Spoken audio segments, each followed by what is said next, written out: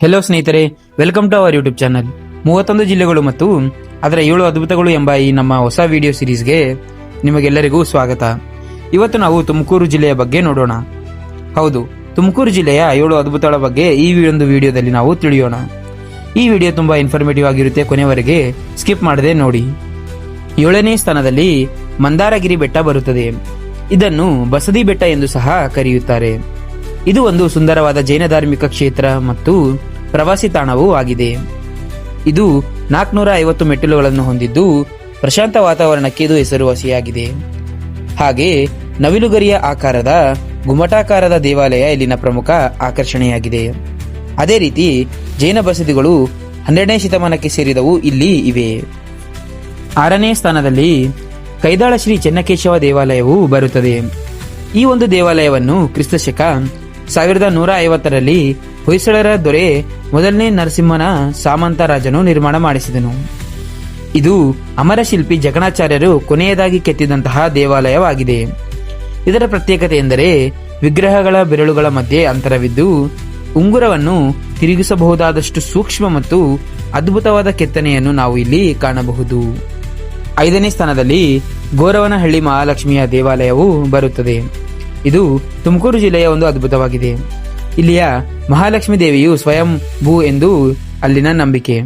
ಶ್ರಾವಣ ಮಾಸದ ಶುಕ್ರವಾರಗಳು, ವರಲಕ್ಷ್ಮಿಯ ಹಬ್ಬ, ದಸರಾ ಮತ್ತು ಕಾರ್ತಿಕ ಮಾಸದಲ್ಲಿ ದೇವಿಗೆ ವಿಶೇಷ ಅಲಂಕಾರ ಮತ್ತು ಪೂಜೆಗಳು ಇಲ್ಲಿನ ಪ್ರತ್ಯೇಕತೆಯಾಗಿದೆ. 4ನೇ ಸ್ಥಾನದಲ್ಲಿ ಜಯಮಂಗಲಿ ಬ್ಲ್ಯಾಕ್ ಬಾಕ್ ರಿಸರ್ವ್ ಬರುತ್ತದೆ. ಇದು ತುಮಕೂರು ಜಿಲ್ಲೆಯ ಒಂದು ಅದ್ಭುತವಾಗಿದೆ. ಕರ್ನಾಟಕದ ಪ್ರಮುಖ ಹುಲ್ಲುಗಾವಲು ವನ್ಯಜೀವಿ ತಾಣವೂ ಇದಾಗಿದೆ. ಇದು ರಾಜ್ಯದಲ್ಲಿಯೇ ಅತಿ ಹೆಚ್ಚು ಕೃಷ್ಣ ಮೃಗಗಳನ್ನು ತನ್ನ ಸಹಜ ಆವಾಸ ಸ್ಥಾನದಲ್ಲಿ ಹೊಂದಿರುವ 2ನೇ ಅತಿ ದೊಡ್ಡ ಸಂರಕ್ಷಿತವಾದಂತಹ ಪ್ರದೇಶ ಇದಾಗಿದೆ. ಅದೇ ರೀತಿ ಇಲ್ಲಿ 125ಕ್ಕೂ ಹೆಚ್ಚು ಜಾತಿಯ ಪಕ್ಷಿಗಳು ಕಂಡುಬರುತ್ತವೆ. 3ನೇ ಸ್ಥಾನದಲ್ಲಿ ಸಿದ್ಧಗಂಗಾ ಮಠ ಬರುತ್ತದೆ. ಇದು ತುಮಕೂರು ಜಿಲ್ಲೆಯ ಅದ್ಭುತವಾಗಿದ್ದು ಇದು ತುಮಕೂರು ಜಿಲ್ಲೆಯ ಪ್ರಸಿದ್ಧ ಪುಣ್ಯಕ್ಷೇತ್ರ ಹಾಗೂ ಪಾರಂಪರಿಕ ಗುರುಕುಲವಾಗಿದೆ. ಸುಮಾರು 600 ವರ್ಷಗಳ ಇತಿಹಾಸ ಹೊಂದಿರುವ ಈ ಮಠವು ಜಾತಿ ಧರ್ಮದ ಭೇದವಿಲ್ಲದೆ ಸಾವಿರಾರು ಬಡ ವಿದ್ಯಾರ್ಥಿಗಳಿಗೆ ಉಚಿತ ಶಿಕ್ಷಣ, ವಸತಿ ಮತ್ತು ಊಟವನ್ನು ಸಹ ಒದಗಿಸುತ್ತದೆ. 2ನೇ ಸ್ಥಾನದಲ್ಲಿ ದೇವರಾಯನ ದುರ್ಗ ಬರುತ್ತದೆ. ಇದು ತುಮಕೂರು ಜಿಲ್ಲೆಯ ಅದ್ಭುತವಾಗಿದ್ದು ಇದು ಪ್ರಸಿದ್ಧ ಗಿರಿಧಾಮ ಮತ್ತು ಧಾರ್ಮಿಕ ಕೇಂದ್ರವಾಗಿದೆ.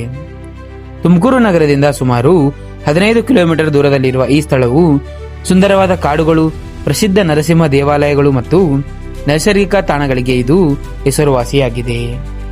1ನೇ ಸ್ಥಾನದಲ್ಲಿ ಮಧುಗಿರಿ ಕೋಟೆ ಮತ್ತು ಏಕಶಿಲೆ ಬರುತ್ತದೆ. ಇದು ತುಮಕೂರಿನ ಒಂದು ಅದ್ಭುತವಾಗಿದೆ.